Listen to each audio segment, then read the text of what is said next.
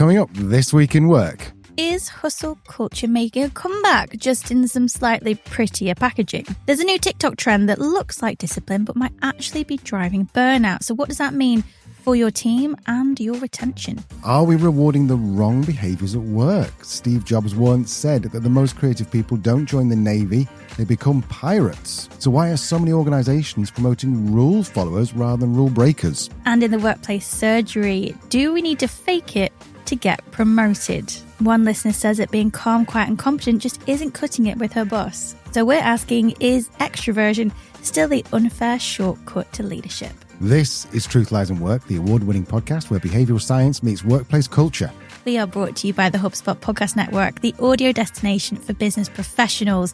My name is Leanne. I'm a chartered occupational psychologist. My name is Al and I'm a business owner. And together we help organisations build amazing workplace cultures. Okay, we're going to get straight into today's episode right after this very short break from our lovely sponsors. HubSpot's Inbound Event 2025 is bringing together the brightest minds in business, AI, and entrepreneurship. We're talking Amy Poehler, the genius behind ChatGPT, Dario Amodei, and Sean Evans from Hot Ones, because apparently even hot sauce interviews can teach us about business strategy. Yeah, September the 3rd until September the 5th in San Francisco. And no, this isn't just another one of those conferences where you pretend to take notes while secretly checking your phone. This is 3 full days of actionable insights that you can actually use to grow your business. What I love about this is the focus on practical application. We enjoy applied science here. You're not just sitting through fluffy keynotes, you're getting tactical breakout sessions, networking with people who are actually building things, and learning from entrepreneurs who figured out how to thrive in this AI-powered world. Plus, come on, you're in San Francisco, the global headquarters of Let's Disrupt Everything and See What Happens. It's the perfect place to meet your next co-founder, investor, or just someone who gets why you're obsessed with optimizing your customer acquisition funnel. Head to inbound.com/register to see the range of tickets, including VIP options. Fancy. Trust us, your future self will thank you for actually investing in learning something useful. Guess what, Al? What? We're going to be there. No, we're not. I am. I'm manifesting. Oh, okay. Yeah, you can come and meet us there. There you go. That's the reason to go and book your ticket today. VIP experience will no doubt include us. I'd imagine they'd invite us to the VIP area. So go and visit inbound.com/register to get your ticket today.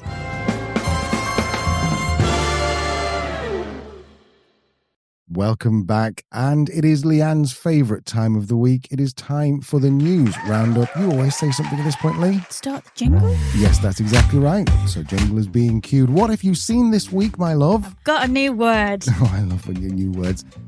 Do I guess the new word? Completely guess it. Sure. Is it work sharking?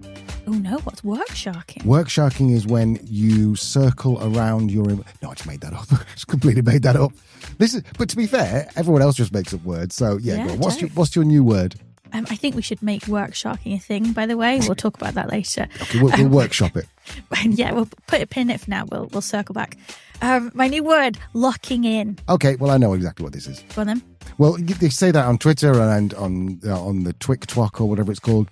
I'm locking in. I'm committed. This is what I'm doing. So, I'm going to have a summer body, so I'm locking in. At work, things are going well, so I'm locking in. If I'm vibe coding, I'm locking in. What's vibe coding? Vibe coding. Do you know what's weird? That because we run in different online circles, I thought everyone knew what vibe coding was. Vibe coding is when you basically use something like Lovable or Cursor or Windsurf, which are applications, AI-driven applications, which you can basically build other applications in. So if you want to build yourself a new Basecamp or build yourself a little mobile app that perhaps will give you beauty tips every single morning, you can go on, you can vibe code it. You'll give AI a prompt and it'll build the software for you. About 2 years ago. Anything that came out of your mouth just now. You don't understand anything that came out of your mouth right now. About 2.5 weeks ago, we talked about a new word, locking in, I think. Right, do you remember? yes. Yeah. Vaguely. Locking in. Yep, no, you're absolutely right, Al. You're absolutely right. It's being coined hustle culture 2.0. I first saw it in a Refinery 29 article, which is a publication I'm not familiar with, but it was posted on my LinkedIn and I was interested. This is the definition. Apparently, locking in is a trend which sees TikTokers pursue discipline, cut out distractions, and chase long-term goals with near military focus, be it in their professional lives, academic careers, or simply their workout routines. So yeah, spot on, Al. 10 out of 10 again, another prize coming your way. So the article, I should say, was written by Jade Biggs. So Jade noted that this is a pivot from the soft life trend that we've seen, which is a bit more about self-care, more like slow mornings, and this pivot towards locking in, hustle culture 2.0. She asked why. Fair question. We enjoy curiosity on this show. We enjoy the hard questions. Well, the big questions, according to Jessica Bigg. Yes. Very nice. Yes. That's called a loop back in podcasting. Carry on. So these are some of the whys, Al. So Jade, it was Jade, wasn't it? I don't remember Biggs now. Jade spoke to some Gen Zs because they're the TikTok people, aren't they? TikTok twat. Yeah. So they spoke to Hallie Jatma, 22, from Minnesota. Hallie's what? So I'm just laughing because when someone has 22 after their name, I always think, well, there's 21 people better than you and earlier adopters than you in the world. So anyway, carry on. What? Because why don't they just have their name? They've got to go, oh, well. That's their age. Is it? Oh. Hallie's 22. I thought that was their username. No. Sorry. Do you know Hallie what? Jatma, who's 22 and from Minnesota. I shall just drink from my big cup of shut up. There we go. I'm drinking now. Carry on. So Hallie said, rent is up, school tuition is wild, and social mobility feels like it's shrinking. So naturally, there's this urgency, especially among young people, to do something about it. It's not just about working, it's about reclaiming power in a system that often leaves us feel powerless. Nicely said, Hallie. I think you have a future in politics or something. Yeah. Then we have Chloe Gaynor. Chloe Gaynor is 26, Al, in years, and she's from Los Angeles. So Chloe said, with the unending uncertainty of the world, economically, politically and culturally, I believe people are turning inward and focusing on what they can control. We were talking about this just the other night. When you finished, I'll tell you. Yeah, she went on to say their mindset, their habits and their goals. I knew I had to change the way I was living, starting with my mindset and daily habits. That's so weird. Really weird. Really weird. Well, just for context, I have what I call the ellipse of give-a-shittery. And it's a very complicated scientific diagram. If you know what a Venn diagram is, it's basically two circles with an intersecting ellipse in the middle. And you've probably seen jokes and stuff, but they're using it in maths or whatever. And so my Venn diagram, I created, or might have stolen, not sure, said things you care about in one circle, things you can control in the other circle, and the bit in the middle, which is things you can care about and the things you can control, is your ellipse of give-a-shittery. That's all you need to worry about in your entire world. Mm-hmm. We can't control who's bombing whom. We can't control. We can. That's got a bit dark real quick, didn't it? Yeah, man. We can't control. Our neighbour just came out the other day and was like, "We're at war." I was like, "What? What?" Not wrong. Sorry, I'll carry on. Anyway, that was the point. Is that what you can control. So if you just lock in on your ellipse of give-a-shittery, your life will be so much better. Thank you for coming to my TED talk. Well, this is apparently what the Gen Zers are saying about locking in. They also talked about how it is maybe replacing the soft life. And then we had, who do we have? Samia, 23 in age, from London. Samia said the soft life was about rest and protecting peace. But I think a lot of us realise that soft living isn't sustainable long term without some structure or achievement to back it. Absolutely. You want a quiet life, don't you? You want to focus on self-care, but we also need purpose and meaningful work in our lives. It's that balance that keeps us thriving. So yes, absolutely, you're not wrong. I thought that was really interesting. You might be thinking this is cool, but I'm a business owner leader. Why should I care? Excellent question, and I'm getting to a point, I promise. Why does it matter? Well, as we've just heard, people are potentially going to be picking up other side hustles to get this sense of control, this sense of financial freedom back on a possibility on the table. With that, burnout is going to be potentially high. People could be overworked, overstretched. With that as well, you might get some instances of high turnover. I know the job market's a bit tricky at the minute, but if someone sees a higher paid job, that job hopping behaviour that we saw just post-pandemic might start again. And I think finally as well, it's that control aspect that's going to be really important for business owners and leaders to be mindful of. Anything you're doing in your leadership style that's going to potentially take control away from somebody people could react very quickly and very defensively because if all of this locking in is to try and gain some sense of control, and then as a leader, you're micromanaging, you're demanding they're back in the office and all that type of thing, no autonomy, rigid hours, it could tip them over the edge. And again, we could see instances of burnout or indeed people quitting. So I thought it's a really interesting trend that actually really speaks to the kind of political, economic climate we're in at the minute and does have some real organisational impacts potentially. Al, what have you seen this week? I have been reading an article about Steve Jobs. Now, you might have heard of him. iPhone dude, exactly. Right, yeah. This article was like Steve Jobs and creativity and all the buzzwords that LinkedIn absolutely love. But it was a really cool article because it basically was talking about the 5 conventional rules that truly creative people break. And I thought, well, I think of myself as relatively creative. So relatively. Thank you very much for the vote of confidence. I'll find some creative insults for you in a second. Right. So the first rule is stay in your lane, don't be a generalist. Second rule is plan everything in advance. Remember, these are what we're going to break. And the third one is climb the corporate ladder slowly and politely. So, I know, that all sounds really boring as well.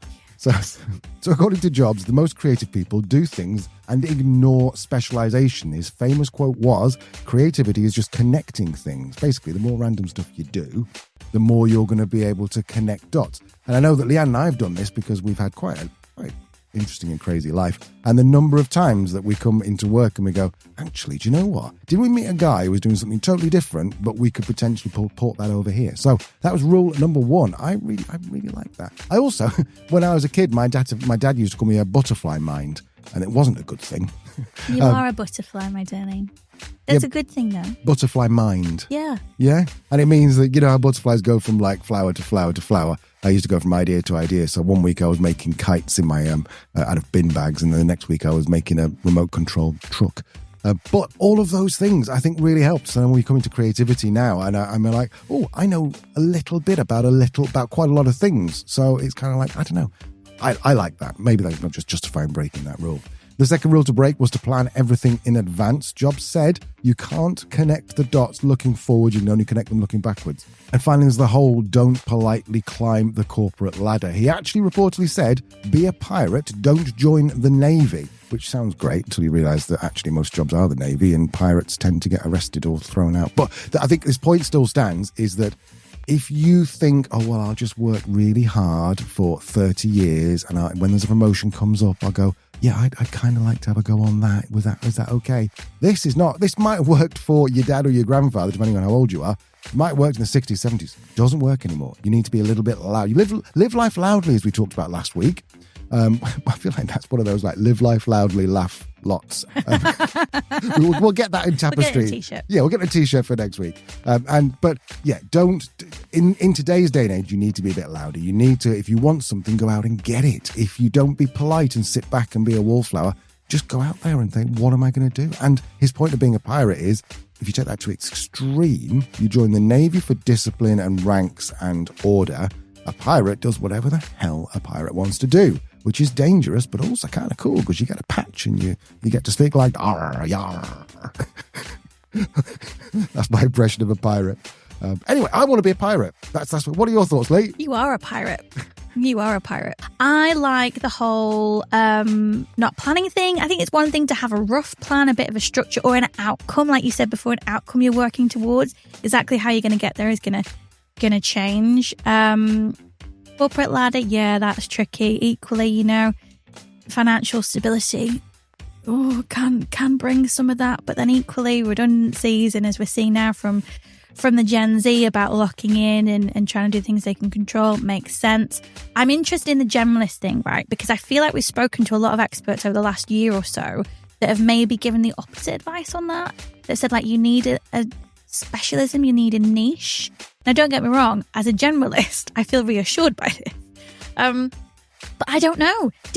Haven't we heard from people who say we need to be specialists? Or is it now that actually it's too dangerous to be a specialist because you specialize in one thing like C# programming and then AI comes in and can just do it for you?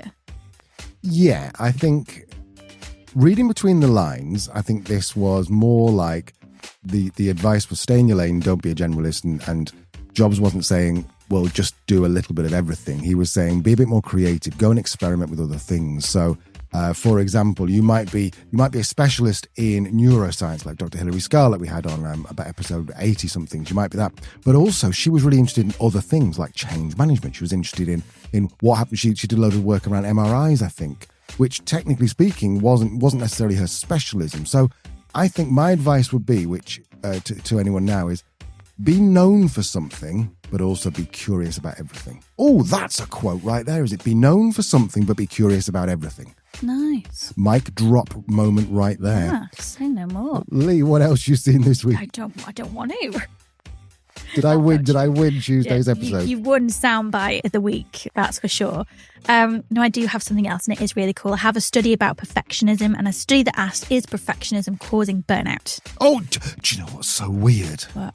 As you were talking about locking in, one of the things I was going to talk about was perfectionism is the worst thing you can do if you're locking in. I was about to say that. Really? How strange is that? Man, if you had... God. This would all link up really nicely. It would be.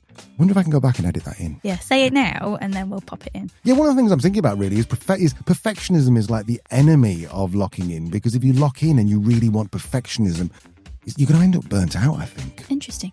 Yeah. Let's find out if that comes up later in the episode. Perfect. So we'll pop that in. Anyway. I'm not going to do it. Does perfectionism cause burnout? So I have posted about this on LinkedIn a couple of weeks ago, but I wanted to share a few more details. So it's a lovely study from Anushka Singh and Dr. Neelam Pandey from Amity University. This was published earlier this year in the International Journal of Indian Psychology and explores basically the lived experience of perfectionism among IT professionals. And it did find a consistent pattern that essentially high quality work is being done at the expense of mental health and well-being. Say it again.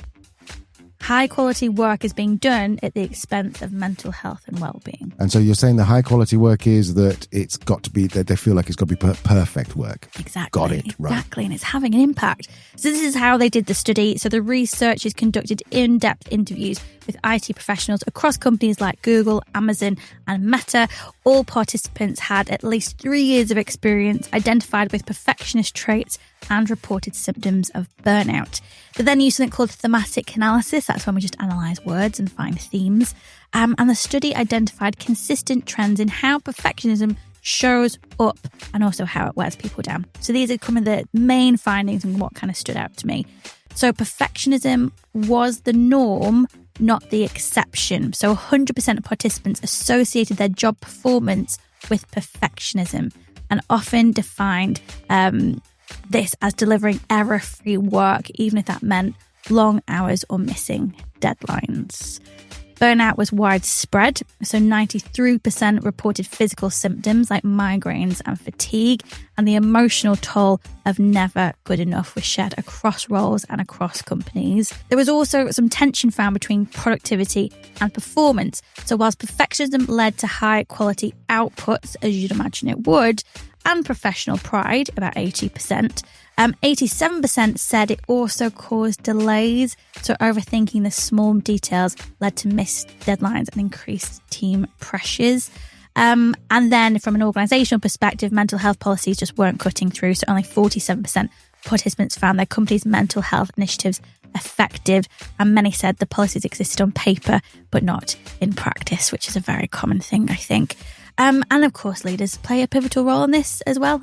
Leadership can improve this situation by encouraging work-life balance. Man, if only they did. So I thought it was a really interesting study, particularly in the climate we're in, particularly with the pressure we're seeing on the tech industry. It gives an interesting kind of side note to this as well, doesn't it? And also potentially the impact that these people may have psychologically or might experience psychologically if they are laid off from jobs where, you know, it gives them a lot of professional pride, feeds into their identity, and they are very, you know, they're perfectionists as well. It could be very detrimental. Having worked with people who have been laid off from tech giants, I know this anecdotally to be true, and I think this study is kind of pointing to that as well. So in terms of what companies can do if you employ people of any profession, but people who are perfectionists, I'm thinking probably technical things are right. You're going to see more of that. So things like accountants, things like IT people, where that error is going to break something or stop it from working. Things like setting realistic deadlines, redefining performance beyond error rates. That's the thing, isn't it? These organisations have error rates in there you have to hit. Not helpful. And train leaders to balance quality with well-being, and also creating systems where progress is better than perfection. Thank you to Anushka for sharing that on LinkedIn. I will leave a link to her and the study in the show notes. Okay, so after the break, we've got our hot take, because that is the way we do things around here. I believe there's a really good-looking older gentleman on this week. And then we've got the world-famous weekly workplace surgery wrap up your questions to Leanne. Don't go anywhere. See you in a second. $1 Billion Moves, hosted by Sarah Chen Spellings, is brought to you by the HubSpot Podcast Network, the audio destination for business professionals. Join venture capitalist and strategist Sarah Chen Spellings as she asks the hard questions and learns through the triumphs, failures, and hard lessons of the creme de la creme, so you too can make $1 billion moves in venture, in business, and in life. Maybe start with episode 124, where you're going to hear how industry giants from Canva to YouTube define leadership. Listen to $1 Billion Moves wherever you get your podcasts.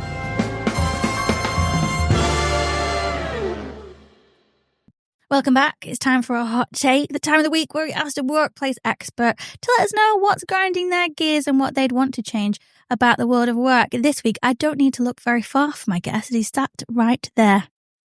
Hello to you. Yes, that's right. Our guest today is my co-host, Elliott. As you probably know, Al is co-founder and co-host of Truth, Lies and Work podcast. He's also the co-founder of Oblong, an organisation that helps organisations build amazing workplace cultures. And he's here to give his hot take, his first official hot take, though he often has some spicy opinions. Al, tell me, are you ready? I am. Are you nervous? I am. I've made some notes as well, so based on what you were saying before. You're just prepared? In case, I know. You didn't last week. You just turned up and winged it. It was amazing. I did.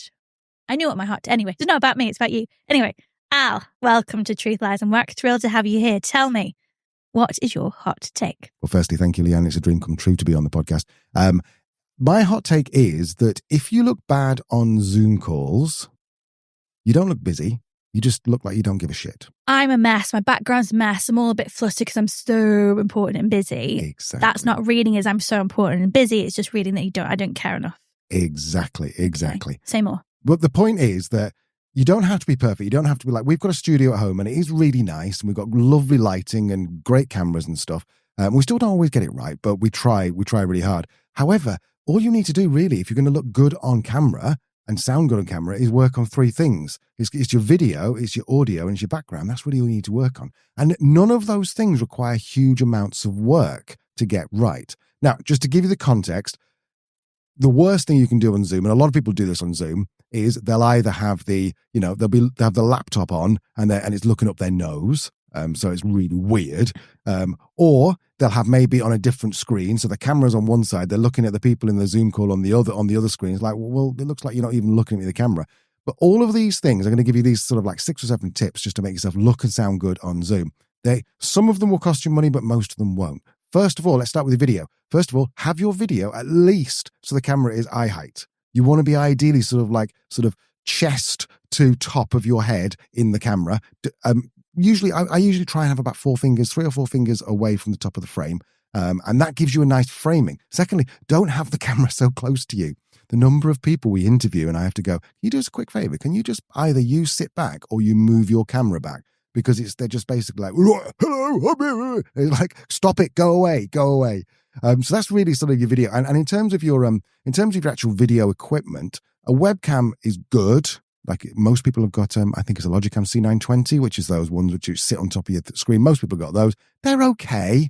But if you are in the Apple ecosystem, then there's something called continuity camera, which means that you can actually you can plug in your iPhone into your laptop, if you assume you've got iPhone and MacBook, and you can actually have your webcam can be your iPhone, and your iPhone camera is about as good as almost any digital camera you can buy for less than £1,000. I know. This is on an iPhone.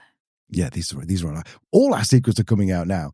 So that's really sort of like the main thing is just make yourself look as good as you possibly can. In terms of lighting, now this is a big one. We had a guest on, I'm not going to name who it is. We had a guest on and they were sitting there and they had two windows behind them with the blinds up and they just looked really like washed out. They look like they're on Crime Watch. You know those things on Crime Watch where they're all shadowed out? That's because your camera, no matter what you use, your camera is looking for light. That's the way cameras work. So if it sees a huge light source behind you, it's going to grab all that light and forget about anything in front of you. So tip number 1, don't sit with a light source behind you like a window. Tip number 2, if you do have to do it that way, just drop some blinds. You will see it'll make a massive difference. Secondly, if you've got a light, now you've got a ring light, what a lot of people do is put the ring light straight on their face. They shouldn't be doing that.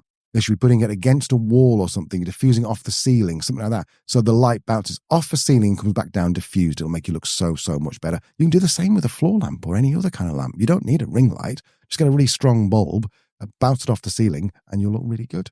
And that's really it for cameras. Lee, before I rant on, any thoughts? I mean, I have follow-up questions. I mean, the one thing that gets me right is that we're in this world of podcasting, but also our entire world works online. We tend to work remotely the majority of the year. Our clients are remote. We're remote. We're good at being remote. Some people aren't as good at being remote. And it's surprising because we had the pandemic where everyone was remote.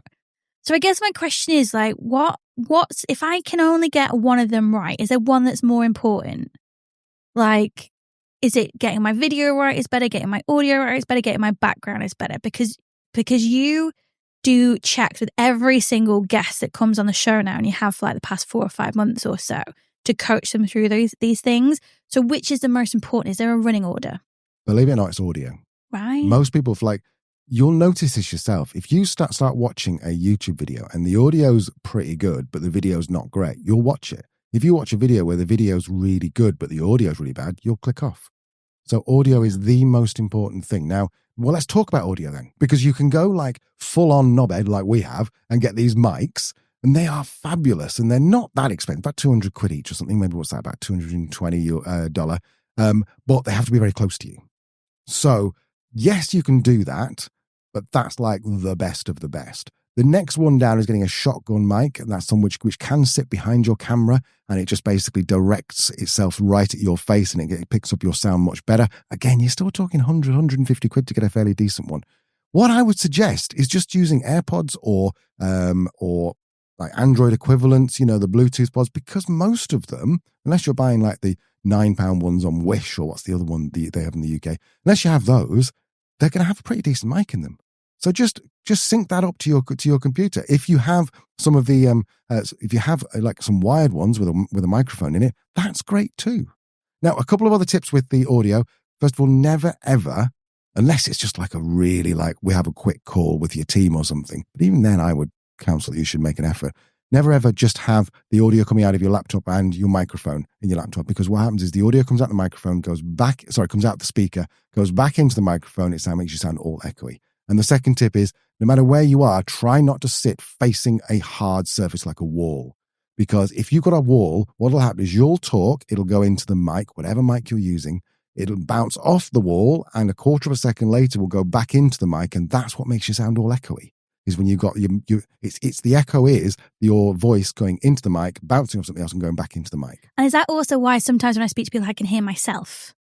That's usually because they've done the first thing. They've not got any headphones in or anything. So I'm coming out of their speakers, and then it's coming back through their mic into me. I can't continue to talk if I can hear myself. I can't concentrate. Okay, so sound is most important. Backgrounds, because I remember reading some research that was about this, impressions that we make on Zoom, and it was saying that actually we're pretty good at making positive and negative first impressions, and as good as judging them and making decisions about them over Zoom as we are in face-to-face. But there was a couple of caveats, and one of them was about how backgrounds can actually provide more cues potentially about who a person is. So, for example, I've got a picture of my dog in the background, then you're going to know that I love dogs. Or, for example, you might see that I'm in somewhere that is maybe very plain. It might give you a sense of potentially where I live. Yeah, you're absolutely right, Leanne. I think when it comes to background, there's a couple of rules. First of all, don't have a white background. There's a lot of people who think, oh, well, I'll look more professional if I've just got a white background. No, you look like you're in prison. So don't do that. Have something in the background. And it doesn't matter if it's like shows you a little bit of your life. Like I was speaking to some guy the other day, he had a cot in the background. Now he just got a newborn baby. So I'm like, well, that's fine, because it's something to talk about. So have something in the background, even just a plant or something, but ideally as some shelves or something which just, and you can use that to tell people a little bit more about you. The second thing is, don't sit right next to your background. If it's possible and you've got the space, pull your desk forward about 2 or 3 feet. What's that, about a meter? Pull it away from the background, because no matter what camera you're using, it's going to be, it's called depth of field. It's going to make it look a little bit better. And also, if you're right up against something, it just looks a bit weird, you look crowded. So try and do that. If you do use your iPhone for that, then it's got a brilliant depth of field, which means the further away from the background it is, the more blurry it is, and it looks all cool and like cinematic. And where do you stand on like the fake backgrounds? Don't. Why? Because when you move like this, then it shows you. If it's a fake background, it's like wearing a wig on a Zoom call. It's like, why have you got a fake background? What's going on in your background? And I start thinking more about why is it fake than, and the people do the blur thing, and that's just, I mean, it's got better, but still. Then there's some people who do it, and it's like a library or something. And I'm like, are you on the same call as the other person I spoke to 2 weeks ago who had exactly the same background? No. I would suggest don't do it. Be authentic. Some people talk about a green screen, and you can get these green screens that sit behind you. There's some which even attach the back of your chair, like in a big circle around you. Yeah, you can do that. But if you start using Zoom with an actual green screen, like proper like screen, physical screen, then it uses a lot of your computing power. And so that's why you've got laptops which will overheat, or you'll hear the fan spinning, which will affect your audio. So my advice, don't. Just be authentic. Just spend a few minutes having a look at, or sorting your background out. And then before you jump on a call, just make sure there's like no dirty knickers hanging from the window or something, or make sure you haven't got like your breakfast sitting behind you. So yeah, that's my advice. Oh, and finally, clean your lens. Clean your lens for all that is holy and good. Just get a little cloth and clean your camera lens, because oh my God, it looks so much better. No, I like it. And I think it's really good advice for anyone in a leadership role that does a lot of video calls, video meetings. These are things that are going to affect how you come across, your level of influence, how you're understood, how engaged your people are going to be. You're going to want to make sure that these things are all done. And particularly for anyone out there who is a thought leader or wants to really, change the world with their messages around organizational life and leadership and well-being. Again, it's going to be much more credible if you've kind of got these things sorted. And as a typical budget, then just to get like, I've not got loads of money to invest in this, but I'm willing to invest a bit. How much am I going to need to get a decent camera, a decent microphone, and some kind of something with my background? Okay, probably less than $200. Because if you've got an Android, then there's lots of things on Android. I think they're called Elgato. Elgato's got and I forget, virtual cam or something, but just Google a way to connect your Android to your laptop. You can just use your Android phone, so you don't need a proper phone. You've got an iPhone, as I said before, they connect natively to Mac. Your mic will be the best thing you can do. And you can actually go and get, I've only ever seen it written down. I think they're called lavalier mics. Please tell me in the comments how you actually pronounce that word. But the ones that newsreaders have. Yeah. Pin on here. You can pin it on there, plug it into your mic mic socket in your computer. That's going to be 100 times better. And you can get those for 30, 40 quid. Rode does a really, really, really good one, about £60. RODE. That's all the equipment we use here. And that's it. Background should just be stuff you've got at home. Just go and move a plant. That's it. Lovely. It's very affordable, actually. And if people want to learn more about how to get all this stuff right, Al, maybe engage you, because I know you've actually done some coaching around this. Where do they go to book in that opportunity? Well, I'd love to say I've got a fancy website, but I don't. Just go to the show notes. You'll see al@oblong.com, oblonghq.com, or al@truthliesandwork.com. Go to the same place. Drop me a quick email. I think the main thing we just need to remember is we're not about being YouTubers. It's not about perfection. It's about presence. There we go. Mic drop moment of this, and that's on brand from what you were talking about before. Yeah, lovely. Al, thank you very much. I'll leave a link to all of that in the show notes. Fabulous. Okay, Lee. It's now my favourite time of the week. It's the World Famous Weekly Workplace Surgery, where I put your questions to Leanne. You know all this. Just tune out for 10 seconds. Leanne is a chartered occupational psychologist. She's an expert in workplace culture. She's here to answer your questions around work. We tend to get questions from managers and from people who want to be managers, or people who've just got problems at work. If you've got one of those problems, just send us a quick email. Details in the show notes, and we'll read it out. We'll keep it anonymous, of course, unless you tell us otherwise. Lee, are you ready for the first question? I'm so ready. So where is a great place to work remotely and feel inspired again? Hi, Leanne and Al. Thank you for including me. This might be a bit outside your usual questions, but I know you've both worked remotely while traveling. We have, so I'd love your take. Oh, I see. Right, okay. I should have read this beforehand. I thought it was like where in the house is where in the world? From the hat. That one. I did read the other two, just didn't read this one. I've been in the same remote job for nearly 5 years. Lately, I found the need of a change of scenery, something with nature, new people, and a bit of adventure. I'm thinking somewhere in Europe, Asia, or maybe even Australia. Okay, so you've got a small area to look at. Open to locations. I'm not looking to completely quit or do the digital nomad thing full time. We did. Just hoping to spend a few weeks or months somewhere that's comfortable, energizing, and remote work friendly. Any tips or sharing your thoughts or experience would be greatly appreciated. Thanks. This is right up our street, Lee, isn't it? Yeah, it is. Yeah, it is. Oh, there's so many variables that we don't know. When are you going to go? What time of year?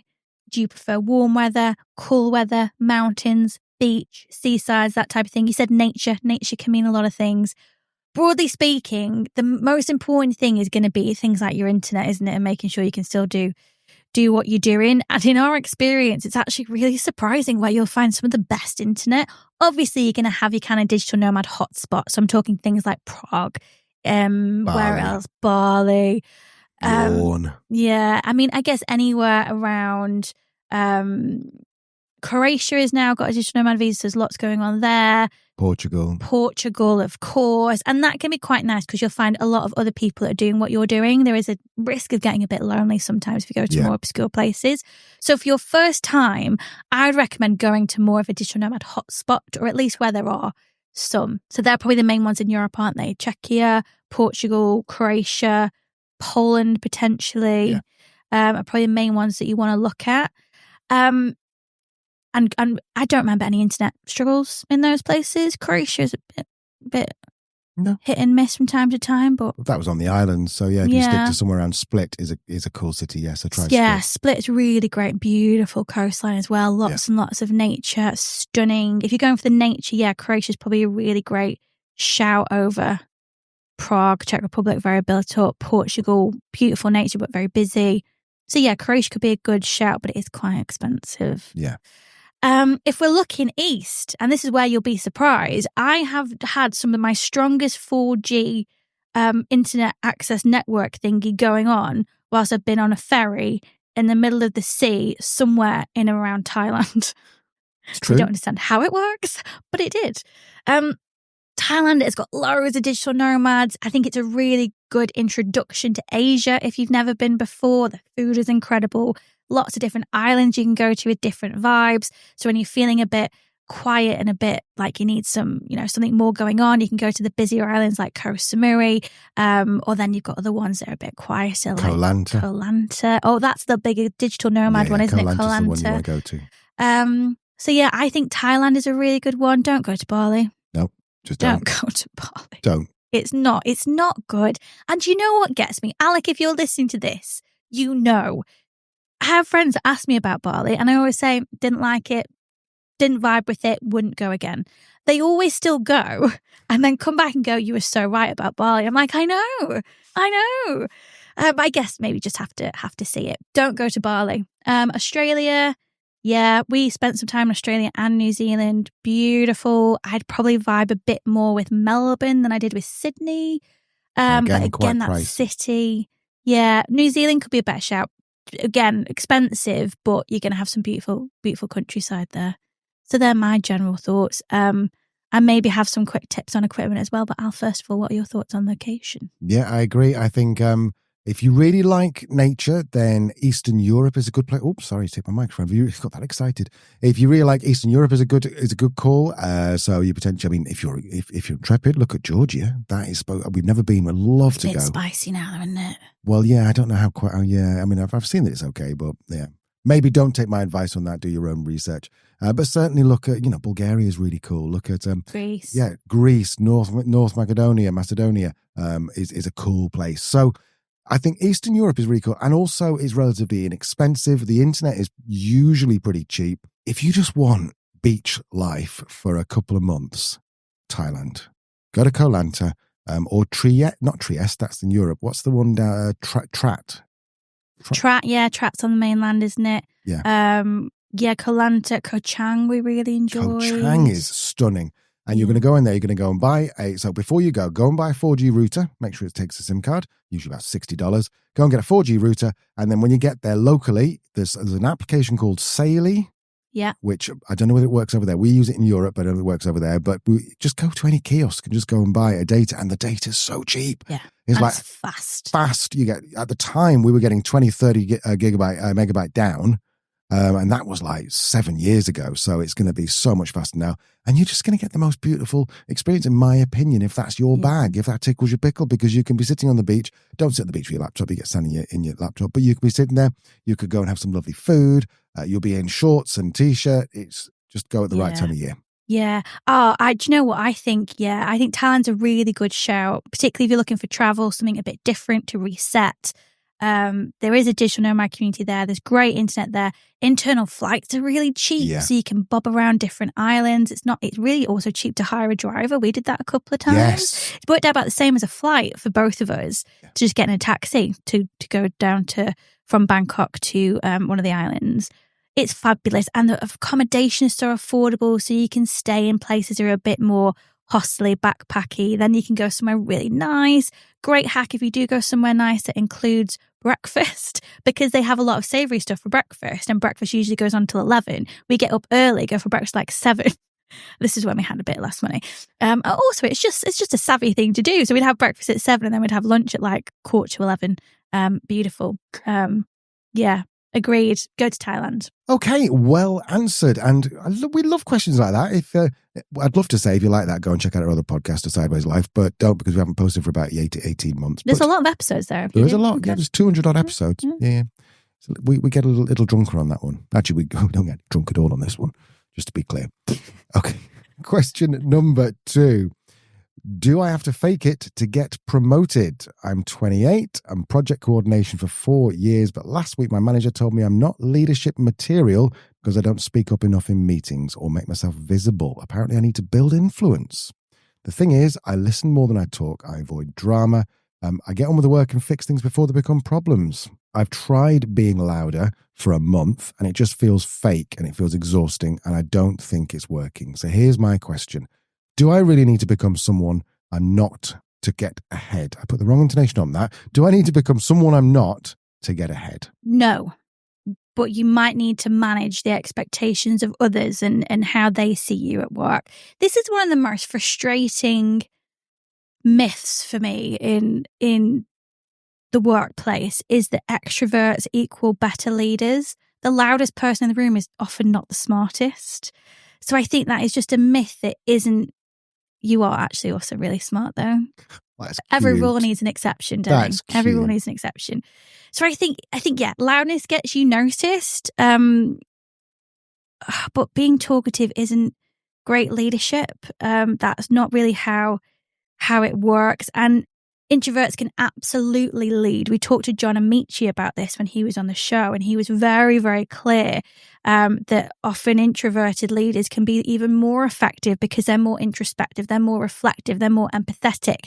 I think he said something like, no one's ever turned to a leader and gone, "You're just too empathetic." It's like, it doesn't work like that. So yeah, introverts just lead differently, and that's okay. But of course, because we're in a system that exists already and favors extroverts, we might need to just tweak some of our behaviors occasionally so we get on and get up.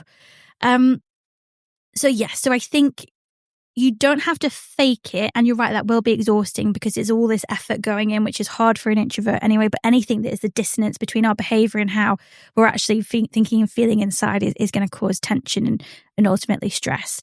So I think it's really kind of looking at behaviors that guide your decisions, guide your approach to leadership, and maybe be a bit more vocal about those with your leader. So say, for example, you might go into them and just check in with him. And I used to do this with my manager, actually. And it took him a little while to get to know me. Once he did, he'd get to the point where he'd tell me something and go, "I'm going to leave that with you. I'll call you in about an hour." I'm like, "Cool, great." What I'd say is, if you've had a really positive conversation with a member of staff that was maybe a bit difficult. Maybe they had a bit of beef. Maybe they weren't happy with how something was being handled in the organization. Maybe you sat down with them, you had that conversation with empathy, with honesty, you explained the reasoning behind the decision, you gave them the why. They then understood, like, okay, I get it. You've got my buy-in. Let's move forward. You might then want to phone your manager and go, just to put it on your radar, nothing to worry about at all. But I've just had a conversation with a member of staff. You don't need to say who. Member of staff who thought this, felt that, had a conversation with them. I brought them round. They're now on board, but I just wanted to share that with you. It then kind of shows, okay, so the behaviours that this person is enacting as a leader that I thought weren't effective actually are, or they're enacting behaviours that I didn't even realise they were enacting and are effective. So it's almost like you need to be a bit more vocal in feeding back your approach and how that's working. And I think this is maybe what you'll feel comfortable in terms of speaking up. It isn't being the loudest person in the meetings, but it's maybe speaking up in terms of what's going on in the organisation and how you've handled it effectively. So that can be one technique that you can do. There's also going to be lots of organisations out there who are going to appreciate a more introverted leader, who are going to look for leaders that have the right behaviours rather than the right talking voice. We heard that from NHS Christie a few weeks ago. And actually, in terms of that, one thing that may help is understand the behaviours that you are enacting and you are doing effectively. And doing something like a psychometric, like the Real World Leader, could help you do that. So then you can understand your own behaviours better, so you can point them out more effectively to the manager. At this point, there's going to be people going, this sounds like you're just telling him to do his manager's job for him. Yeah, essentially, because your manager doesn't know what she's talking about or he's talking about, because they're making incorrect assumptions about what it is to be an effective leader. So at this point, you're going to have to try and educate them, because it doesn't sound like they're going to educate themselves. Yeah, and I'd probably maybe suggest, see if there's anyone else on your team who you can sort of team up with. So maybe the idea being that in meetings, then if you've got like a partner in crime that you've met and deal with, then they can say, oh, did you know that Arthur did this thing? And Arthur and you being Arthur can go, oh, yeah, I did do this thing. I can tell you a bit more about it if you want. Just gives you that in, rather than going, yeah, I did this thing, which is quite awkward if you are sort of slightly more introverted or you don't like speaking up quite so much. I think what Leanne says is just be yourself, be authentic. And if it might be a bit tough, this, but if you're not being appreciated for being yourself in this organization and you're still turning in great work and contributing, long term, it might not be the organization for you. But obviously don't make any rash decisions. But last thing you want to do is fake it, because to be honest, faking it, as Leanne said, takes so much energy from you, but also is inauthentic and people can spot it a mile off. I mean, the other thing that you could do is ask some more questions around what your manager said about leadership material. What does leadership material look like in this organization? What are the behaviors, the values, the outcomes that they drive? It might be that you're doing that, but just in a different way. So again, you're going to have to try and find a way to vocalize that in a way that's effective and comfortable for you. But it might be worth digging into exactly what the leadership material means, so you can have a better understanding of how you can reach that, but in your own unique way. Love it. In your own skin. I love it. Okay, question number 3, Leanne. What does purpose-driven leadership really look like in practice? This is a great question. I want to know the answer to this question. I should know the answer to this question. I've been thinking a lot about what it means to lead with purpose. I was recently part of a discussion on authentic leadership, and you need to be authentic. On authentic leadership, and it really got me questioning what it actually looks like on a day-to-day, especially in senior roles. How do you stay aligned with your values when you've got deadlines, politics, and commercial pressure pulling you in all directions? I'd love to hear your take. What does leading with real intention look like, Leanne? You've answered your own question. It starts with values. It starts with understanding exactly who you are. And that sounds really cheesy, but it really is a case of understanding what kind of professional am I? What kind of person am I? What kind of human do I want to be? How do I want to be better? And having that really deep period of reflection, using coaching models to help you with that, whether it be the Vitals model, whether it be things like there's quite a good exercise to do if that all seems a bit abstract or you're not exactly sure what your values are, is a career timeline exercise. So basically, draw a horizontal line. On the left hand of the line, start with your very first job, even if you were 14, and then map out every job that you've ever had through to current day. Then as you go through, reflect on what you really liked about that job, what you didn't like about that job, if there was somebody there that inspired you, if there's someone there that really irritated you, to help you get an idea of the work that was meaningful for you, the work that you enjoyed, that gave you energy, that you found fulfilling, and why. Understanding why is going to give you those clues as to what your values are, who you want to be, whether you want to be an empathetic leader, whether you want to be wildly creative, whether you want to build something really exciting. That's going to give you an idea. Once you have this in mind and written down, it's a case of looking at your organization is going to be critical, because if your values are out of sync with the organization that you're currently working in or considering working in, that's not going to work out. That leads to what we call moral burnout. And it's really hard. It's really tough. And you just can't last long in an organization that's fundamentally out of sync with your values. You might get 18 months out of it, maybe 2 years, depending on how involved you are. Anything longer than that is where you're going to find yourself, what do you say, in these places where you're being pulled in all directions. If your organization is aligned with your values, that probably won't happen very frequently at all. My kind of general advice, and I think finally it's kind of thinking about, where are your weaknesses? Where do you stumble when you're stressed? So, for example, when I'm stressed and under pressure, I get very direct, because I just need somebody to understand what needs to be done. And that somebody's usually Al, I'm sorry, telling. But I get very direct because I just need to communicate this as clearly as possible to make sure it happens. Having that self-awareness is, if I'm working with somebody who isn't my husband, which is another conversation, is it, when you work with your partner, actually the behaviours that you would never do with another professional. But if I'm in another environment, I can feel that stress starting to build up. I know that's going to happen. I don't want to be an arsehole. I don't want to make people feel uncomfortable or stressed or like they've done something wrong. So I know to calm myself down and have that conversation calmly in terms of, right, can I just ask some questions to clarify what's going on? And then I think once we've done that, we'll be able to agree a way to move forward. And it's having that self-awareness to adjust your behaviour in those moments, because I don't want to be an arsehole. I want to be a good manager. And if that's one thing that you want to be as a professional, then that's something that you're going to kind of check yourself on. And I think another one, I think I heard this from Louise Kershaw, who was on the show, brilliant career coach. And she was kind of saying things like, in terms of understanding your values, is looking through your day and going, what did I enjoy today? What gave me energy? What did I not enjoy? What took energy away from me?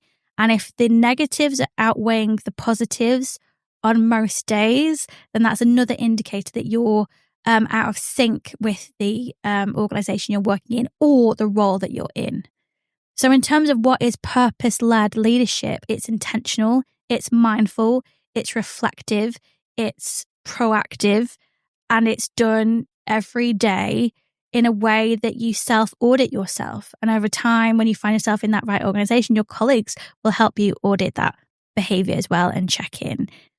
That is essentially what authentic leadership is. It's knowing who you are, how you want to operate in the world, and finding an organization that will celebrate who you are and how you operate. Last week, we had Jeff LeBlanc on talking about kindness. And he said the best manager is a flawed person. So this whole thing seems to be around perfection right now, but just don't try and be perfect. Don't try and get it right straight away. The best managers are usually flawed. So thank you for the listeners who sent in questions this week. If you have a question along any of these lines, anything specific that's happening in your organization, you can send us an email, hello@truthliesandwork.com. Yes, we'll see you next week. So Thursday, we've got another interview, and next Tuesday, another This Week in Work. And then in about 3 weeks' time, we're starting our new format for Tuesdays. Our slightly more summertime. So we will see you then. Have a great week. Bye-bye. Subscribe, like, do that. share, review. Thank you. Bye. Bye.